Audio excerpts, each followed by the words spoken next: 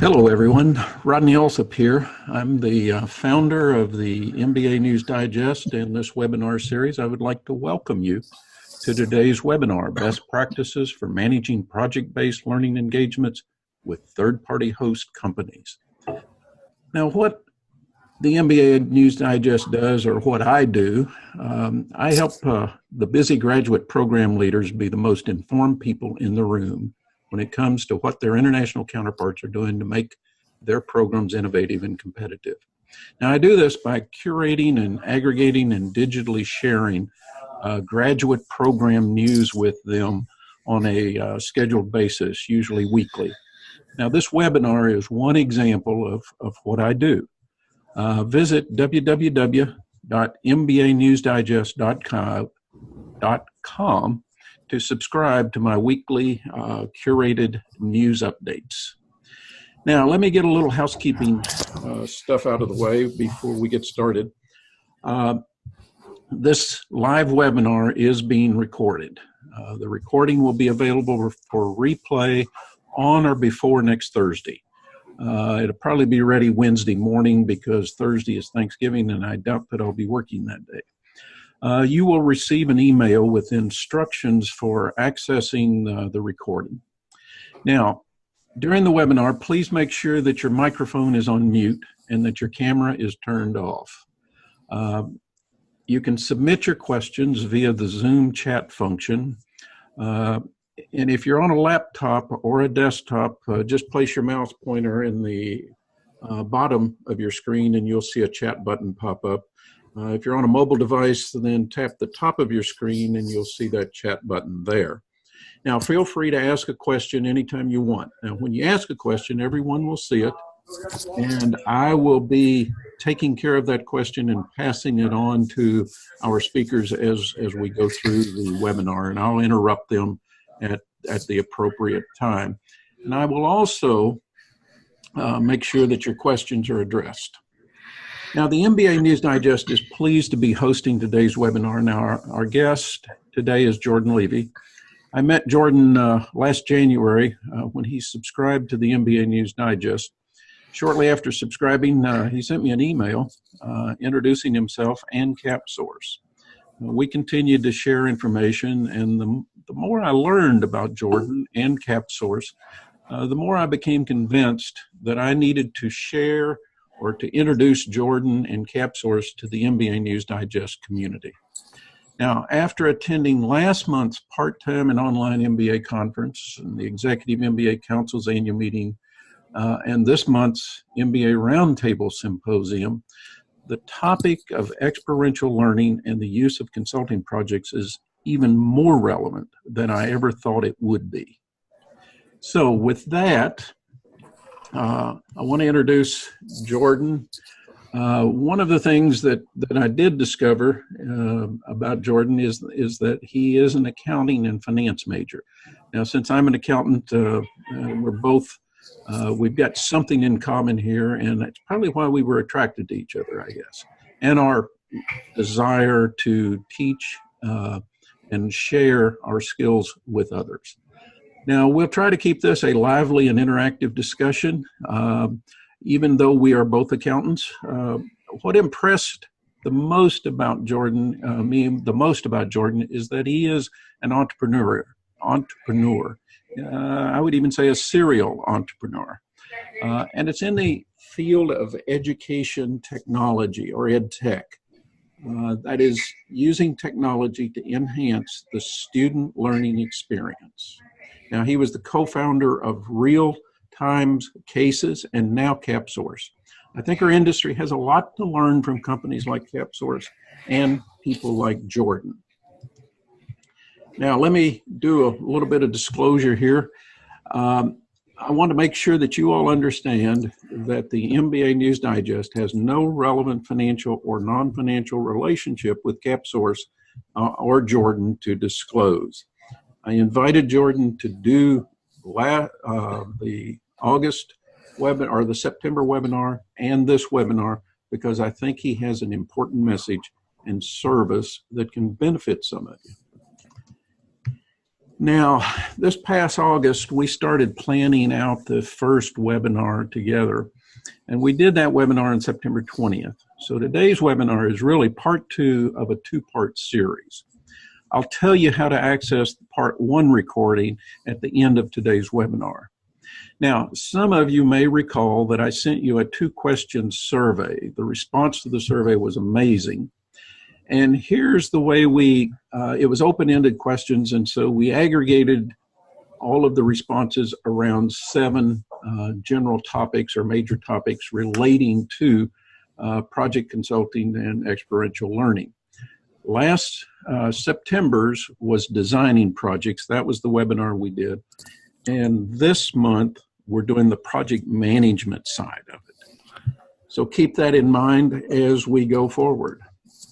And with that, Jordan, you've got the show.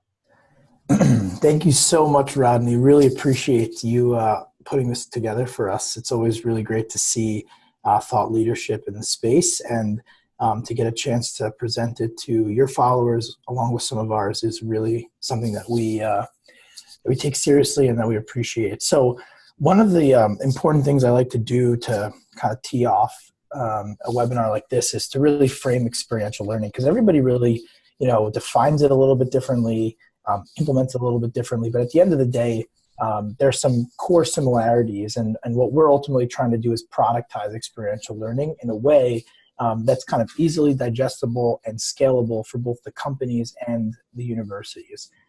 That's specifically the problem that we're trying to solve through the CapSource marketplace. And so if you take a look at the slide here, we actually describe at a high level overview each one of the products that we've designed based on pretty much what we've been seeing in the space since the early 90s.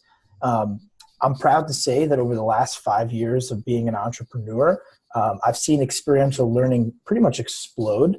But of course, that means that there's certainly a lot of best practices being developed and a lot of complications when it comes to implementing these types of projects with real third-party stakeholders. So throughout this presentation, I'm sure there'll be some questions. We're really excited to be a part of over 15 schools' experiential learning system, especially when it comes to sourcing the companies and designing the projects.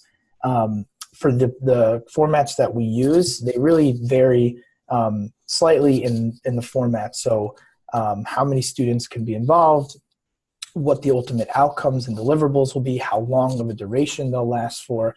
But at the end of the day, the core principle is we're getting companies involved in the education process, and we're doing that in a scalable way. So to talk a little bit about our process, I think it's pretty important, regardless of how these collaborations are ironed out and incorporated into a curriculum. There is a core principle that there's a third-party stakeholder involved, which is pretty critical when you're designing these engagements, to consider that you have to prioritize their interests as well as the student learning experience. And so that's why we talk a little bit about our process here, also to give you an example so that this way you can kind of take in what it is and what we mean by experiential learning. In this case scenario, this is a case study based off of the University of Maryland. Ultimately, we start always by gathering requirements from the institution, the faculty who's managing the course, or the students involved, depending on who the end customer is. We try to focus on honing in on what types of companies they want to work with, size, industry, and the collaboration format that works for them. So do they want to use a live business case, capstone, what have you? In this situation, the students were working as part of an MBA consulting program where they were working on the capstone format, which essentially is anywhere from 4 to 6 students working on a team to work through a series of deliverables for a real company based on a prompt that we put together. So the first part, we gathered the requirements, then we defined the project. And so in this case scenario, a local company in the DC area called Hungry, which is a marketplace that connects private chefs and companies for corporate catering, was interested in leveraging the students to help figure out, what exactly they are doing well in the DC area, and then what other cities would pretty easily where they'd be able to replicate pretty easily. So the first step after we define the project, truly we're getting everyone on the same page with that project charter. Students get to work, and then ultimately the goal is to help the school retain that company and utilize that company in the following semester for another live collaboration. What you'll notice here is this actually is an example of a follow-on project that we did with the same company, but in a different course with a different engagement structure. So the first one was a capstone. It was only for 6 MBA students. In this situation, we have 25 students working on 3 different projects with the same company. This format is called a live business case. What makes this particularly interesting for most courses is that there's a cross-functional collaborative nature between the projects. So even though one group is working on product development and product innovation and another group is working on marketing, the ability for those 2 groups to understand the different departments and talk about how the company really looks at those processes and how they intertwine is a key essential part of a business curriculum and establishing expertise that could be useful in the workplace. So the really exciting thing here is that the university was able to take this company, take the insights from the MBAs, and then really we rolled it into a project where the students were saying, okay, if we take the advice from the MBAs from last semester, they wanted to go into Baltimore, how does the product marketing and organizational HR side of the business need to change in order to implement that plan? So overall, very exciting experience, and kind of you could see how it goes from one to the other. So we're really excited today to be talking with you a little bit about how to manage these engagements. At the highest level, it's certainly different than working through a textbook or a traditional curriculum because there's a real company with real stakeholders involved. There's sensitive information, and there's also real outcomes on the line. So we are really excited to have Graziella actually with us here today. We actually collaborated on a white paper that we have published and made available for you folks that have joined us today. If you want even more deep insights on this content, we certainly encourage you to download that. In addition to this, you'll see there's another asset that we put together a few months ago for the last webinar, which was the checklist for getting started with experiential learning. I think these 2 resources together really map out for administrators and even for course faculty what it takes to get a program with real companies off the ground. I consider Graziella a huge mentor to me, and certainly someone who I take advice from because she is running an incredible program called ICON, which is actually a consulting network that incorporates schools from all over the world and companies from all over the world.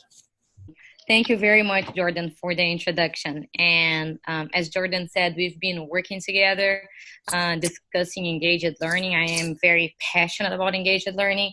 I think the way that CapSource and ICON works, there is no overlap, and you're going to see why our projects are not as scalable as CapSource.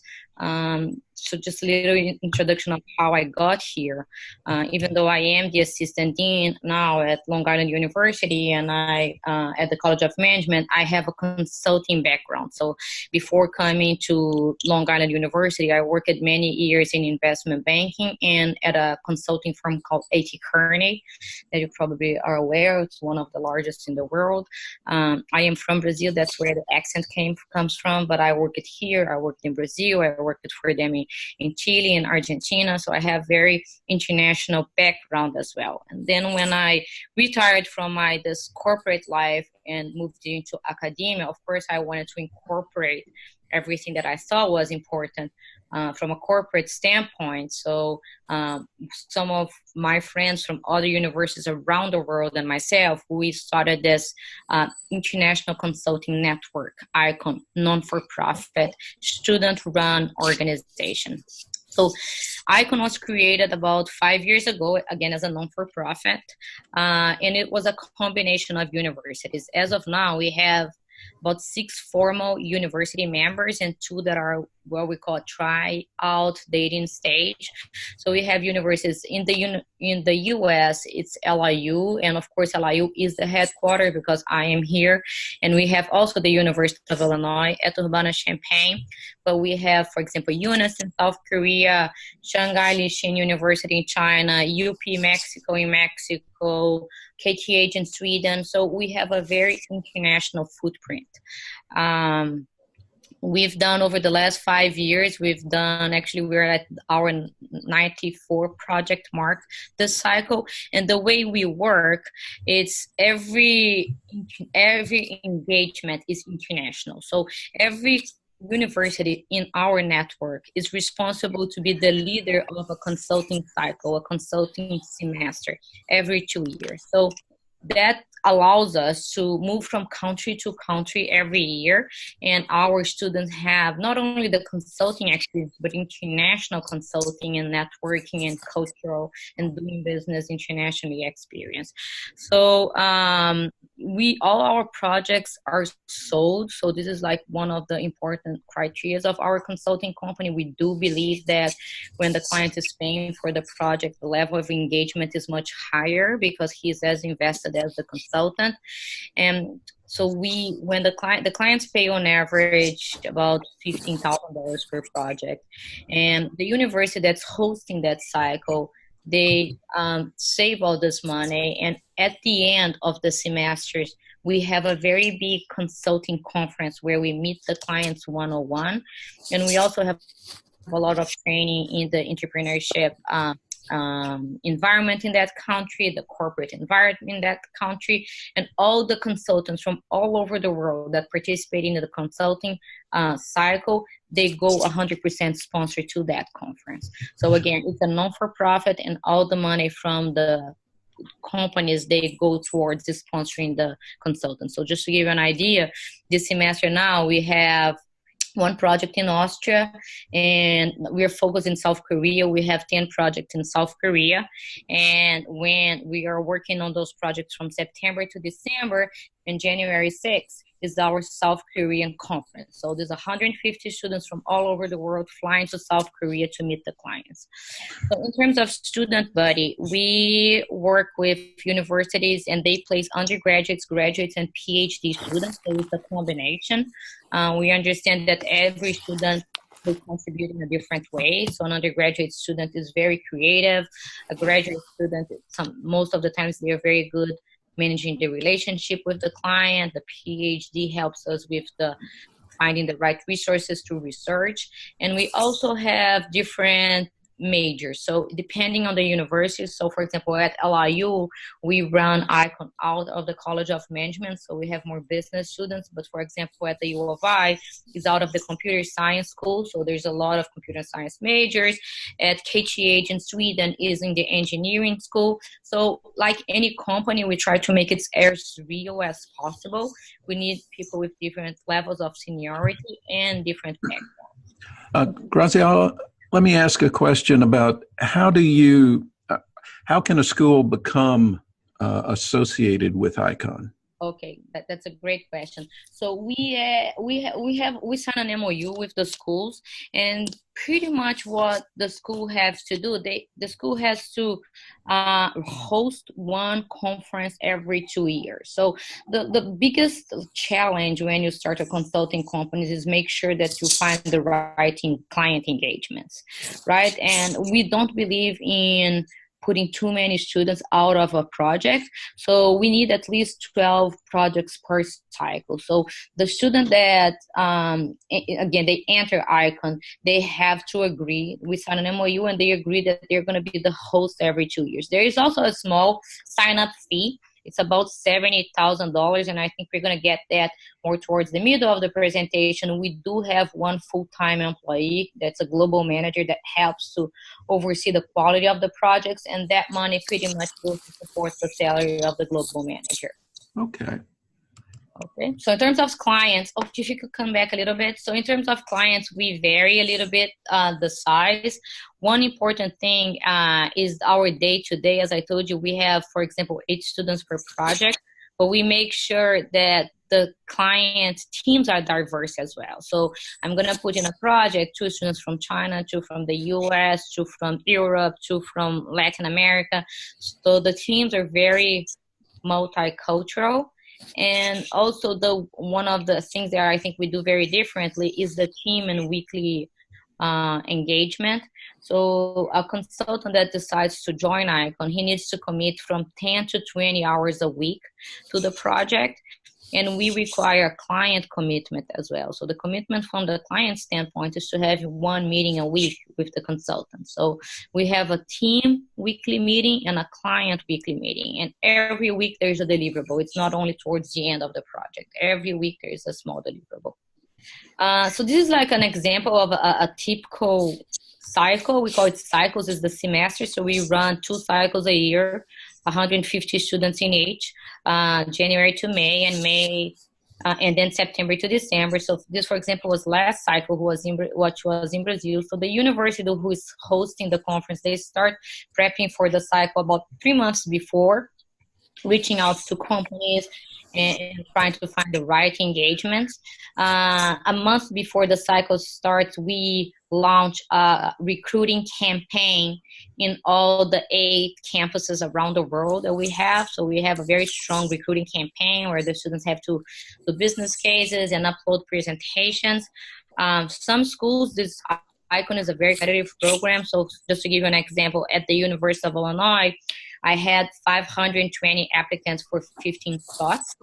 So, for example, at my campuses here at LIU, we have our domestic consulting program, which is LIUIQ Consulting, where the students do projects in the U.S. It works exactly like ICON, but it's domestic, not internationally. And are performing at LIUIQ at a very high standard level. They are invited to participate in ICON. So as I said before, aligned with what Jordan said, ICON is not for everyone. So it's for a few students. For example, we have in our honors program. So if it's for that 10% of the school that really wants to go the extra mile. All of our students that go through the program, they get the best offers from our school. So all the IB jobs, all the top consulting jobs go to the ICON students. So that's a typical week. So we run 13 weeks. There's a formal kickoff, midpoint presentation, final presentation at the conference, and again, weekly presentations. That's a phenomenal program you're running there.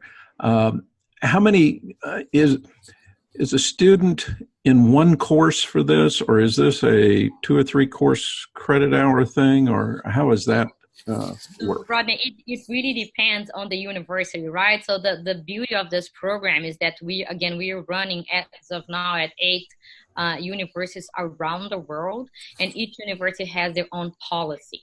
So okay. 2 examples. In my university at LIU, the first semester that they do ICON, at my university, I have the MBAs and undergraduate in the program. The first semester, they actually have a strategic consulting and valuation class, and they earn 3 credits. Okay. At other universities also they do, but others do completely extra curriculum. And usually the students that go through ICON, they stay like for 2 years. They stay the entire time that they are in school. They stay we encourage them to continue. So of course, even here at LIU, they will earn credits in the first semester, and after that it's completely extracurricular. Okay. Wow. That's great. Okay, we'll move on and let Jordan pick it up from here. Absolutely. Thank you for handing it back over to me, Rodney. And Graziella, thank you so much for providing such a robust overview so far. I know we're just warming up here because we have even some more great content to come, but I think everyone here can probably agree that this is a state-of-the-art program. Not only are you able to charge companies because they're getting the outcomes that they want from the students, but truly it's a program that's a well-oiled machine, and that really comes down to the project management process. So I'm really excited for you to touch on that. We will also be touching on that as well. But part of our strategy as a company is we don't want to reinvent the wheel, and we know that programs like this exist and thrive. But everyone who's getting started, should be okay with the fact that you got to crawl before you walk and walk before you run. And certainly, Graziella, I think this is a little bit more of an Olympic marathon style than anything else. So we are very proud to consider you one of our advisors, and thank you so much for collaborating and helping us increase the quality of the types of collaborations that we're able to coordinate for our partner schools. So if we were to get down to the agenda for the day, ultimately we're hoping that you'll leave here with a little bit of confidence that it's actually not too challenging to manage these project-based learning experiences with real host companies. There are obviously exceptional ways to do it, which will lead to great outcomes, but to do it at scale, one bite at a time. And we think it comes down to these 6 items. We'll first talk about setting expectations and grading. And then we'll work through the rest of the webinar where we'll talk about strategies for launching the projects, and then how you can monitor and mentor the students. And then we'll kind of wrap up with some technology solutions that are designed to help this process move even more smoothly. So for part 1, the idea is to leverage the syllabus and grading procedures to encourage good performance. We think that this actually comes down to about 3 different components. I think the first one, the main one, is actually recapping a little bit of the project design process. That was actually the biggest category of interest after the survey, which we were touching on a little bit earlier. And so I figured we'd give kind of a high-level overview, because this part of the process is actually pretty crucial for managing the project. If the projects aren't designed correctly, then ultimately they're not going to go well. And so that's really one of the reasons why schools leverage us, is because we really try to help identify companies that not only are willing to take on these projects, but are able to give the types of projects that are necessary in order for the experience to be a great learning experience for the students. So for us, it really comes down to establishing the engagement goals. So that's the gathering requirements phase for us. And we'll hone in specifically on the departments and functions that are involved, ask for materials and down company, to make sure that they're bought in. And then we take into account, anything like remote collaboration preferences, and, how the size of the company actually impacts the intricacies of the project. To do something cross-functional at a company as large as Verizon is much more complicated than a cross-functional project, with a high-growth startup like Hungry, which we'll talk about more later. So really an exciting process. The main thing is to generate a project charter and get everyone on the same page. And then once you have all of that, the next phase is really identifying throughout that process what a good project champion should really be doing throughout the process in order to ensure that the project will go smoothly. I always say that every project should have at least 2 folks at the company. It kind of helps eliminate risk of, if one person leaves or, falls ill, at least there's somebody else that's aware of what's going on. Because obviously if there's only one person, it could be rather difficult. The project champion is usually the direct intermediary. And then obviously there's a project supervisor with our format that is really used to gain approvals and really just make sure that there's enough access cross-functionally to the 2 different departments, or even more if there's more than that involved. The last element, and this is certainly something new for this webinar, but I think the key component here is to set expectations with the students. So obviously, if the companies will be engaged if they're seeing the results, if they're seeing the students excited and dedicated. But a lot of the time, the students sometimes don't even know that they're registering for a course that's experiential, or if they are in the course, they don't really understand how that's different than a traditional course. So I definitely encourage you to kind of explain to the students and walk through the project as a course, just so that they understand that this is definitely a different experience for them than, a traditional course with a textbook and exams. There are milestones, there are project deliverables throughout the entire engagement, and they're going to be looked at by real professionals. And this is definitely something that they could put on their resume if it's something that they're proud of the outcomes and can really package it in a way that's professional and succinct. So the whole process is really something that every faculty can kind of tailor to their own course and their own subject. But it's really important that the students understand that this is going to be a really different experience than the traditional style course. Jordan, I've got a question here from Christine. Is the project champion, as you've been discussing it, at the client site? Yeah, so faculty, and it's actually so funny because the next slide is about the role of faculty mentors. So essentially, the faculty mentor is the intermediary that is located at the school and really a liaison between the students and the company. And then we'll talk a little bit more about that later in the presentation. But the project champion is actually the resource at the company that's buying into the project. So usually, at a smaller company, that's someone in the C-suite, an executive that can really sign off on, access to certain materials and allocating time and resources. At a larger company, that's usually someone directly in the management team. Either could be a manager or a director, or in some cases a VP. And then obviously, you'll at least want a few folks as the supervisors that are at least 1 or 2 levels higher than the project champion, just to make sure that there's the buy-in that's needed in order for the project to be successful.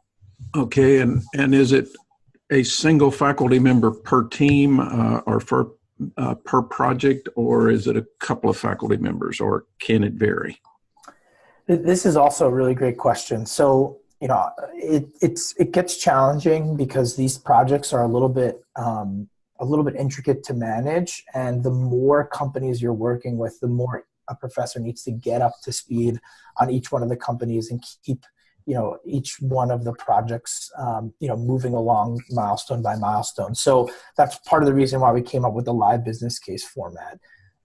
This way, is one faculty will help manage, one company relationship, but multiple projects going on at the same time. It also happens to be a little cheaper to coordinate.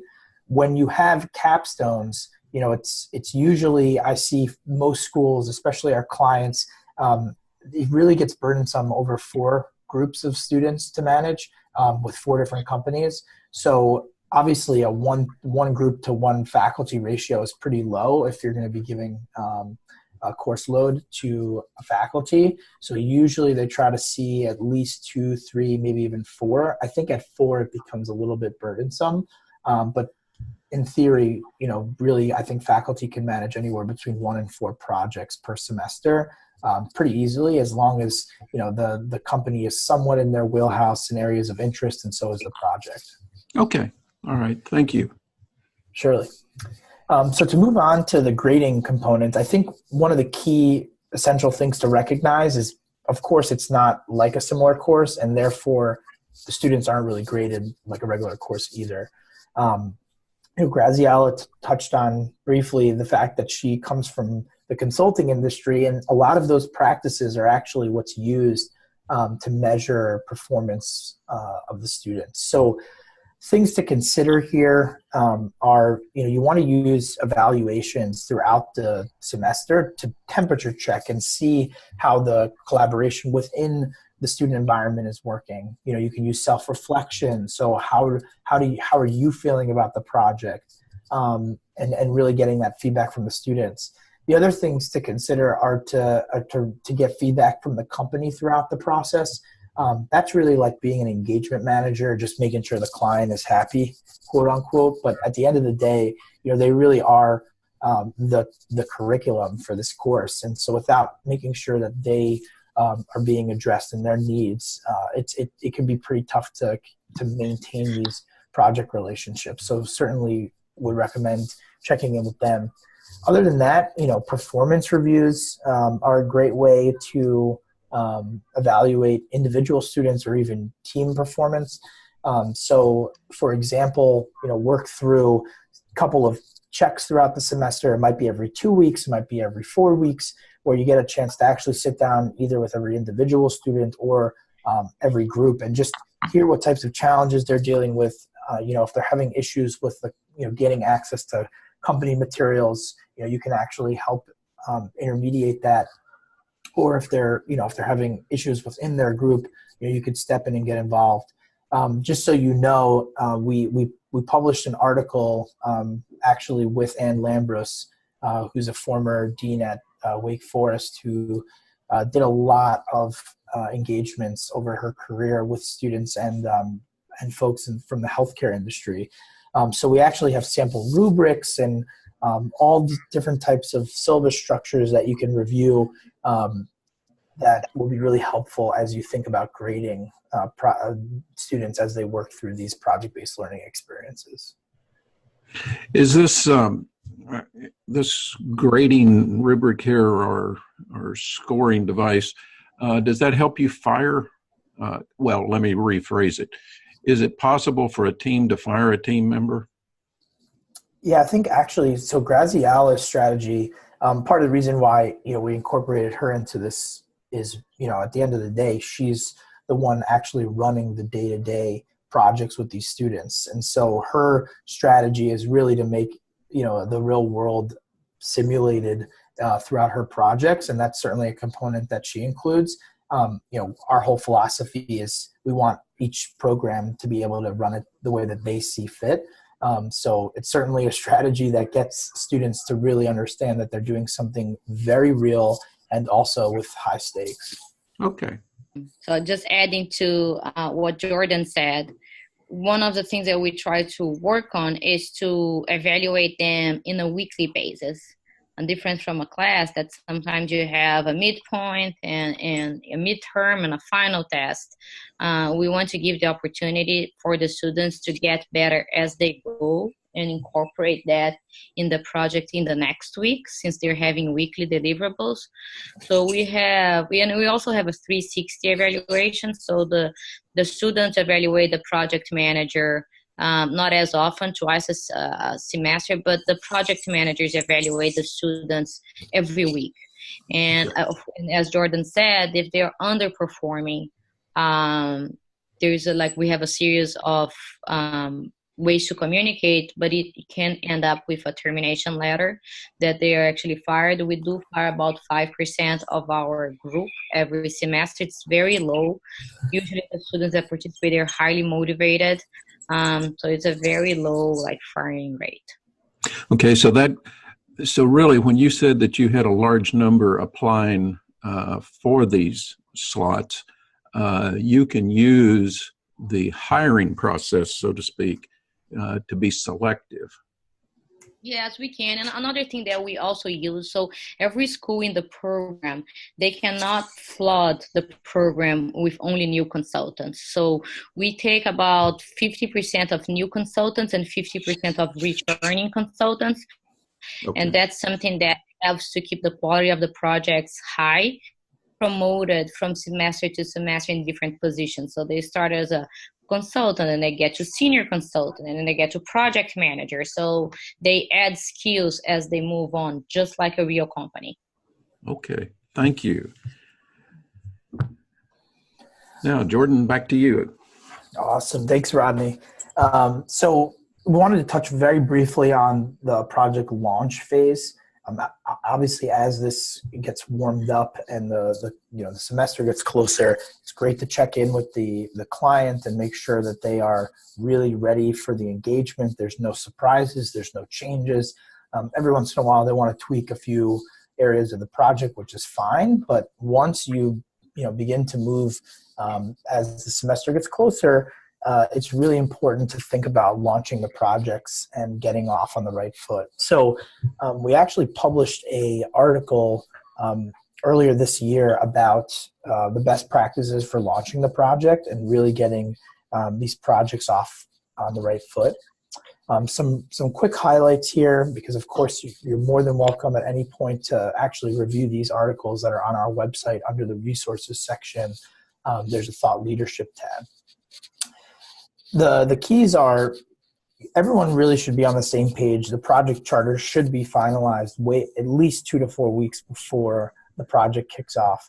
Other than checking in, you want to ensure that the legal paperwork is ironed out. Are there NDAs that need to be signed? Is there a set of rules of engagement like we use to make sure that everyone understands their roles and responsibilities? Another key crucial element here is, deciding, hey, are you going to actually have a client kickoff meeting, and what's the agenda for that? Typically, we want the companies to explain a background and an overview of their company and the project, and really introduce various stakeholders that would be involved in the project, so that this way everyone's really on the same page, understands the company, understands the key stakeholders, and is really set up for success. The next component that we'll get into here about managing project-based learning engagements is actually the mentor monitor component. So obviously the students are the key workforce here. They're involved on a day-to-day level, trying to make sure that they're delivering the deliverables per the project charter, and that they're getting ultimately as much mentorship as needed from their faculty in order to really perform at the highest level. I'm actually going to hand it off to Graziella to talk a little bit about her strategy. She uses an incredible way of organizing her teams and a repeatable weekly process, which she'll get into now. Okay. So again, to try to make this work with so many students and so many projects in different countries, we have to make it's almost like a factory of projects, the way we organize it. So starting from the organization itself, so we have a board of directors that's pretty much one dean or one faculty, one staff of each university that belongs to ICON. And they pretty much just meet twice a year or whenever it's needed, just to give like general guidelines, where we're going to have the next conference. Are we approving a new university or not? And then there is an executive director, which is myself, which is much like a CEO that runs the company. I have one full-time employee who is a global manager, who is a really cool position because it's promoted from within. So since we started, we are in the third one. So each person has to stay about 2 years as a global manager, and it's usually one of the consultants that graduated from our programs. We extend, so it's good. They know the company culture. They usually are very proud of ICON, so it's a good feel for our students. We also have a supporting structure that's all composed by students, and it's non-paid. So we have a media manager, an IT manager, an HR manager. We have, as any other company, we have our Facebook, we have our web page, we're going to get into that later, but we have a very well-organized IT structure to make this work globally. Each country that we have a chapter president that's responsible, for example, organizing recruiting in that country, organizing training, correlating with the other project managers. And then again, we have the project managers and the consultants. So that's an overall view of the organization. And with that, we're able to do this is an example of how we monitor every project in a weekly basis. So again, mentorship, those are all students, so they have to be trained. They can be trained by the faculty, and they also can be trained by the more senior students. So for example, if we have a client meeting, as I told you, we have once a week. If we have a client meeting on a Thursday, the students will have 3 or 4 days to do their research, send back the materials to the project manager, who will send the material to the global manager, incorporate reviews. I incorporate reviews. It go back to the students. Sometimes, for example, now in South Korea, half of our engagements have translators that happen also in China and in Brazil. And again, it's real world. We do international business. You have a translator. That cuts a day of everyone's week because the material has to go to the translator and come back.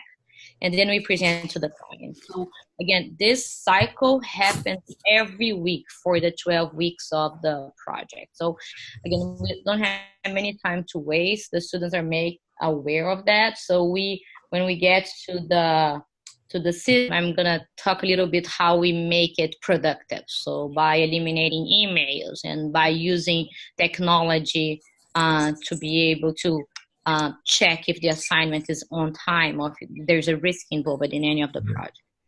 Well, let me, Barbara has a question that I think is important at this stage, is are these students, and Jordan, this is for you as well, are these students full-time students or part-time?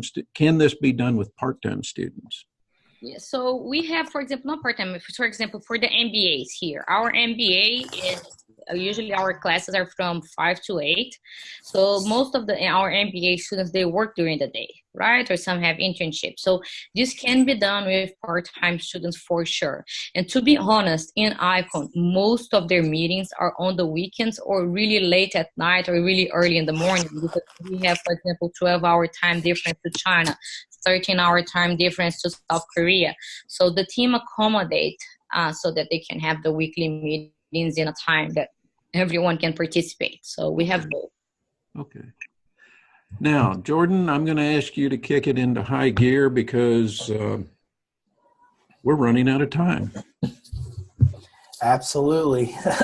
Thanks for handing it back over. So just a quick overview. Again, another article we've actually published with another advisor mentor earlier this year about really the role of faculty in the project-based learning process with real host companies. LD Metcalf from William & Mary runs an exceptional program there, also able to charge companies for their performance. At the end of the day, we want to come up with a solution that really scales and is really accessible for any type of student, any type of course, as long as they're able to put in, about 5 to 10 hours a week. For faculty, it's usually about an hour to a week per project that they'll need to manage. So just keep that in mind. Focusing on parts 4 and 5 of the article, where we really talk about the actual guidance of the problem-solving approach and resolving issues and conflicts, which are really about mentoring the students through a natural process that they've never been through before.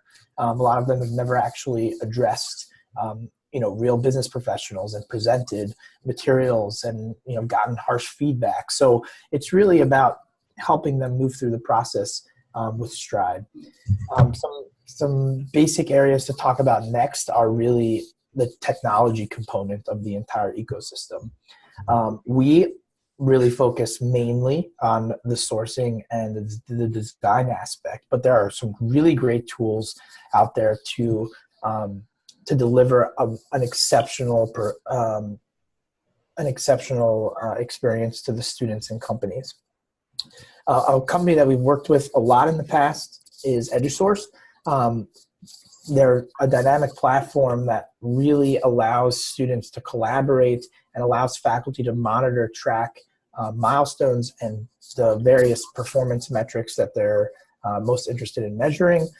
There's an automated feedback process. Another company that we've actually recently partnered with and we're really excited about is Practera. Practera is a very customizable approach to experiential learning. Our projects actually fit into both of these systems really easily, and then from there, faculty can really embed helpful add-on content if they're using Practera and really understand the frameworks and theories that could go into solving these projects effectively. Something else I really like about Practera is it's mobile native. There's a lot of automated text messaging that goes out, reminders, really to ensure that you're getting the submissions from students and the feedback from faculty and the student and the companies throughout the process. So our situation is a little bit different because we had to look into platforms that would work everywhere in the world. So for example, we had problems with China because of course Google doesn't work and a lot of Dropbox doesn't work. We were able to communicate. So we designed our own platform with help with the Computer Science and Engineering School of the University of Illinois. So we customized Office 365 and we created a knowledge management database, exactly like one that you would see at McKinsey. So where we can retrieve information, we can sanitize projects, we can search for projects, past projects by subject, by location, by industry, and get information. As far as communication tools, we use Glip, which is actually a startup company, but it's a really nice startup company where we can manage assignments, see completion, communicate in a team basis or the entire organization. It's very flexible. And we completely eliminated email from our structure. The students are not allowed to upload or send or anything. And we also, again, bringing the real world, we create a 24-hour response time. So if you don't respond in 24 hours, a group assignment that was posted, you immediately. So again, we're getting to that point that we're very close to how a real consulting company would work. Wow, that's phenomenal to have your own platform and be able to design it the way you want it. Thank you for sharing that. Jordan? Awesome. Well, thank you so much, both Graziella and Rodney, for really putting together the opportunity for us to talk a little bit about these amazing structures that we can use to watch students bloom in their careers. It's something that, unfortunately, I didn't get much access to when I was a student. It was only reserved for a small population of students at Lehigh, where I went to school. But at the end of the day, I'm seeing more and more programs incorporate experiential learning at scale. And ultimately, that's why we've developed our marketplace model, which we'll talk a little bit about, to really help ensure that schools have access to the companies that they need and the project design process that they need in order to implement these types of engagements to as many students as want to take them on. We talked a little bit about the different engagement formats. Each one of those formats has a different pricing structure. It's based on either the students or the amount of companies that are involved. At the end of the day, we're trying to make this much cheaper than trying to build an internal core competency like the Northeasterns of the world, NYU, Brigham Young, where they have a massive infrastructure to source hundreds of companies. We want to actually do that at scale for much cheaper because we'll do it for multiple schools at the same time. And then we also incorporate incentives if schools are able to retain those companies because they're giving a good experience. We'll ultimately be able to deliver the same quality project and engagement, a follow-up, for certainly less than it would cost for the initial engagement setup. We're really proud of the engagements that we have coordinated to date. We've worked with roughly 18 schools all over the world, all different types, large, small, state, private, public, what have you. It really doesn't matter. At the end of the day, we're partnering with schools that really want to elevate the quality and the relevance of their education. In terms of host companies, it's the same. Anything from a pre-launch startup to companies as large as Danone and Verizon. We've been able to coordinate engagements in the past, and we're really excited to see the students, really taking advantage of these opportunities to, fine-tune their soft skills and their technical skills, and graduate with some reference-worthy work experience. Unfortunately, in most cases, about 40% of students never even touch a single company before they graduate, and we want to see that number be zero, by 2030. So our product is pretty simple at this point. We have a directory of companies that you can search and sort through and submit a proposal to them based on the course objectives and the learning objectives. We profile companies based on specific criteria like the departments that are open for collaboration, the size, and the industry. And we'll also go into some detail about their location and whether or not they're willing to do remote projects, and if they have preferences around the age of the students that are working with them, just to ensure that they are, you're most likely to get a match when you submit a request. The key component of our design process is actually identifying the departments. We hone in and we have sample projects for each one of 20 departments that we offer company connections with. And the exciting thing about that model is you can actually see what students have done in the past. And then once a proposal is submitted to a company, we will make the match, keeping those departments involved, use our existing project structures to get interest from the company. If they are interested, we'll make the match and begin customizing the project so that it really is relevant for the company and also the students.